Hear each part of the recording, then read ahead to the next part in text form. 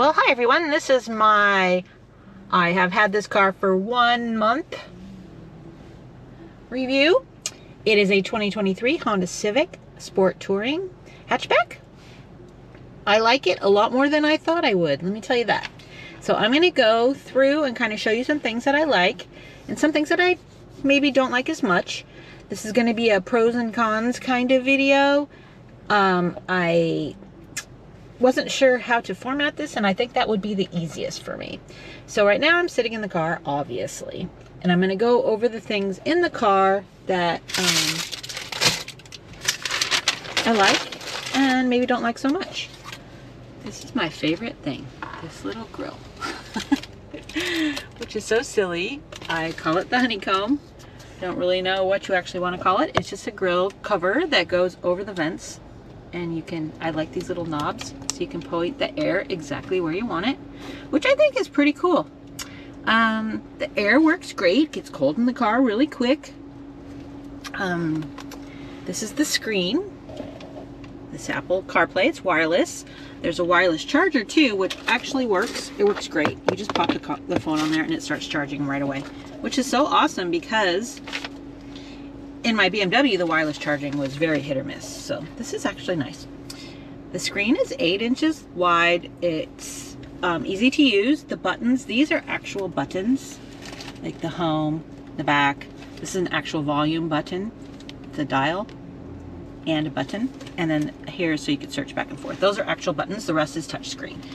I still have not played with a bunch of the settings, so I'm not going to go over those, but there are some settings you can change. I have not figured out how. So this is called brake lock right here. So if you press it, it basically turns on the brake hold. So when you're stopped at an intersection or whatever, like right now I have it on, you can take your foot off and you don't have to keep your foot on the brake. I love this feature. I use it all the time in my BMW. This one, you have to turn it on every single time you get in the car, which is kind of annoying. Yeah, so it's a plus that it has, it's a negative that you can't just keep it on. Okay, same thing with the lane keep thing. You have to turn it off every single time you get in the car, otherwise it automatically has it on, which is so annoying to me. I also, it's odd to me, I would rather have the controls for the radio on this side. I think all my other cars previously have had it on this side, so it's really hard for me to get used to having it on this side. This is not a pro or a con, it's just annoying because I'm just used to having it on this side. So these are the wipers for the front and the back. I do have a rear wiper for the back hatch window, which is awesome. There's settings on there, obviously, you can do it. Now, sorry, my biggest negative is the seats. Okay, I like the seats. The seats are very nice looking. The headrest is comfortable, it doesn't push your head forward. The leather is supple feeling, it's not cheapy feeling as the perforated leather. There's no lumbar support, which is crazy to me that that's what they choose to save money on and not get. So I've been buying lumbar support products on Amazon and sending them back. This is my second one actually. It works, it's very comfortable, it's very squishy, it gives a lot of support, but it sticks out too much, so I can't really use it while I'm driving. So I think I'm going to use this at my office for my chair. The last one I had was more of it was taller and it was like a harder thing, but it wasn't comfortable at all, so I sent that one back. So if you have a really good lumbar support that you use in your car, can you comment down below, let me know so I can order one? Because this is not going to work. Like I said, it works and it's great. It's just not great for a car. So anyways, I talked about the wireless charger. I really like that. The air works great. It gets cold right away. You just turn it up. You can use the knobs up and down. I like it a lot. The buttons are easy to get while you're driving. You don't have to think about it. Here's the heated seats, which work really well. This is the front defroster and rear defroster, which I've had to use a couple times. It's funny. So here's the emergency flashers. It's very obvious where they are. I was trying to use them the other day because I was stopping just to put some books in the little free library thing. Those are those little boxes people have in front of their house. Anyways, I have like 300 books to donate, so I've been driving around putting some in those boxes all over town. Anyways, I was trying to find the emergency flashers. I was going crazy. I could not find it, and it's so obvious right there. So anyways, yeah. Oh, I also wanted to show these. They're stainless on the, these are the pedals, which is a nice little touch.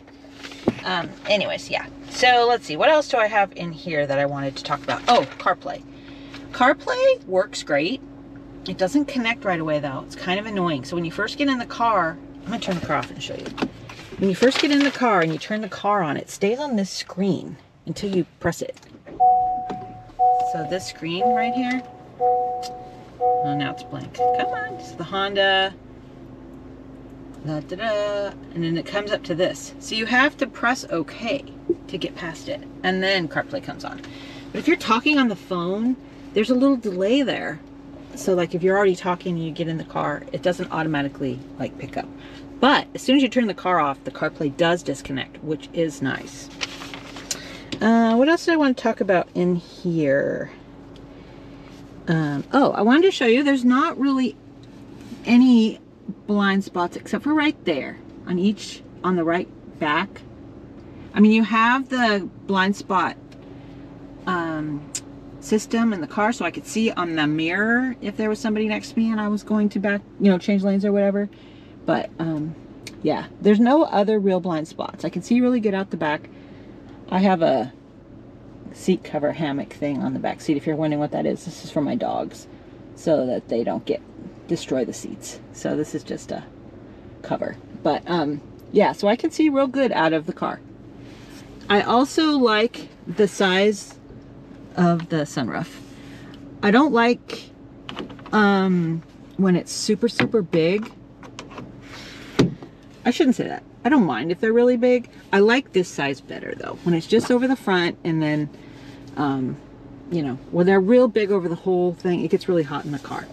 So anyways, yeah, so that's that. Anything else oh, I did want to talk about another thing about the seats. There's no memory. There's no memory for the seats. So if I let someone drive the car and they change all of my settings, when I get back in, I have to reset everything again. That's annoying. But you know what? This is a lower model car. I'm coming from a BMW, which had a lot of bells and whistles. So a lot of things are missing on this car that I had on that car, but it's to be expected. This is, you know, probably $15,000 cheaper. So I am just contrasting and comparing. I'm not complaining when I say some of these things. It's just some of the things I'm used to are not on this car, which is fine. You know what? I like it. It's fun to drive. It's great road feel. It's kind of, I'm not going to say gutless, but you got to really step on it to get going. Okay, it's got a small engine. I get it. And that's not what this car is made for. So, like I said, I'm not complaining. I am just mentioning things. The handling is decent. I'm not going to go racing around, but the handling is decent. I like the road feel, like I said. You feel like you're driving. I test drove the Honda Accord also, and that car you did not feel like you were driving. You couldn't feel anything. It was like you were, I don't know, interesting. Watch my review about that. I have a video on it. Okay. The only other thing I'm going to talk about is the Honda Link, which doesn't do anything at all. It's kind of a stupid, where did I put that app? Let me see. It doesn't do anything. It gives you nothing. So here we go. It just basically tells me the range I have left, my oil life, my odometer, and when I should have service. It reminds me of things in my calendar. We're going to go see a movie today. There's no other interactions with the car, which this is useless. I don't even need this. I mean, it doesn't tell me much of anything. So, I don't know. Anyways, yeah, and I guess this is the upgraded portion that comes free with the car for a couple months. I would hate to see what the other version looks like. So, yeah. Anyways, kind of sucks. But, yeah. Anyways, I'm going to go outside and show you the car. But that's the inside and the things that I wanted to mention about the inside of the car. And hold on a minute. Now I'm going to show you the outside, but I'm not going to do it here because this is a very busy parking lot and it's going to be noisy. So I'm going to go somewhere else and do the outside. Okay, here's my car again. You've already seen it if you watch my other video, but this is the overview what it looks like. 2023 Honda Civic Sport Touring. We haven't done anything to it at all except for put on these mud flaps, which was not a simple project. You'd think it would be, but they had these strange clip things on. Anyways, here's the wheels, which I like. I took it to the car wash yesterday. I have a membership. It's a drive-through one, so you have to dry it yourself, but I've been taking it a couple times a week, keep it nice. Pretty easy to dry, except for all of these little nooks and crannies. It's kind of annoying. That part's a little bit harder to dry. But anyways, I think it's a nice looking car. It's fun to drive, like I said. Looks a little sporty. Now, for the things I like. Oops, do I have my keys?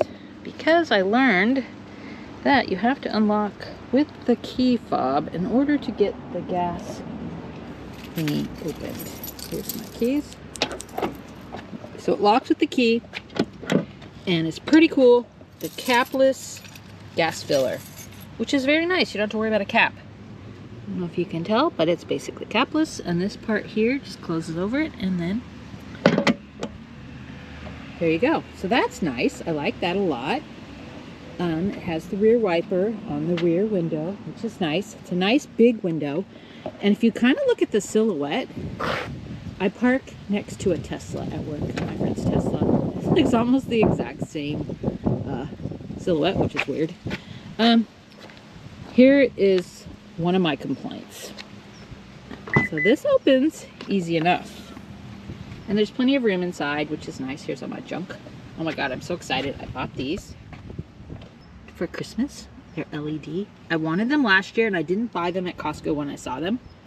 And I went back and they were not there. So I got them. Anyways, there's lots of room back here. It doesn't look like it, but this is kind of a big box.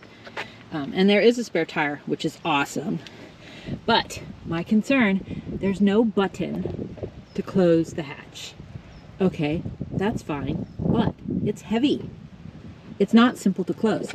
So you have to really use some muscle, and then you have to cluck up, you know, like pull her here to actually close it all the way. It's heavy and it's hard to do. I'm not saying hard, but as I get older and weaker, and I'm not going to be able to do this forever. It's not easy. I don't think my mom could do it. It's yeah, you need some muscle to get it closed. So that's a negative. They should have just put a little button that you could push to close it. But, you know, that would have added more money. I get it. But, I like these little windows. They're kind of cute. Useless. But it makes the silhouette look nice. Yeah.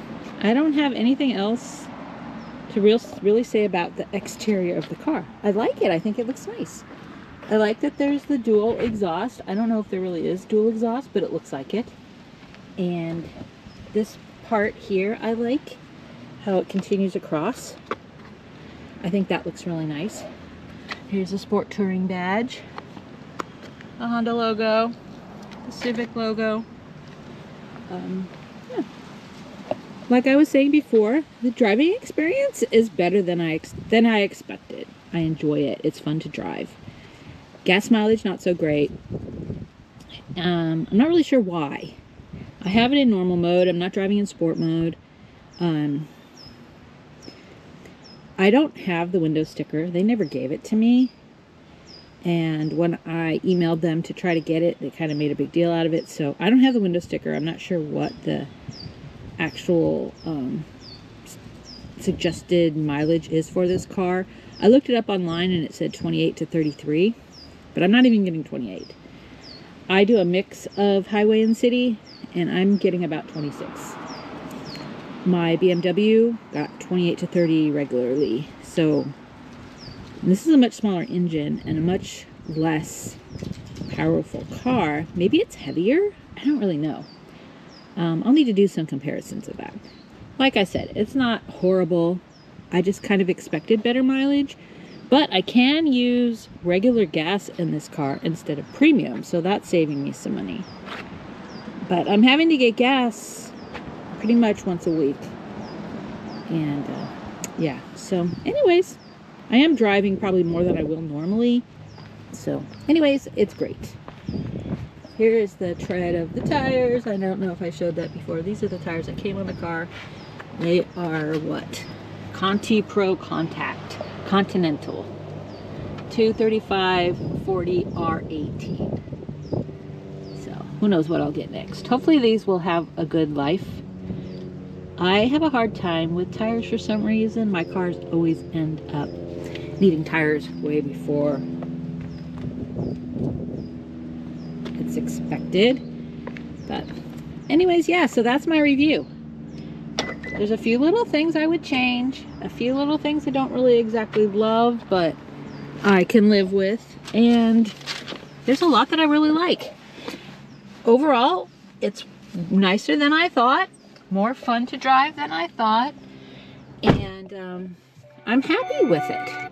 Thanks for watching. I hope that this was an interesting update. I'll do another one maybe after a couple more months, see what I think and see if anything has changed and if I've had any problems. So far, car's brand new. I don't expect to have any problems, but yeah, you just never know, right?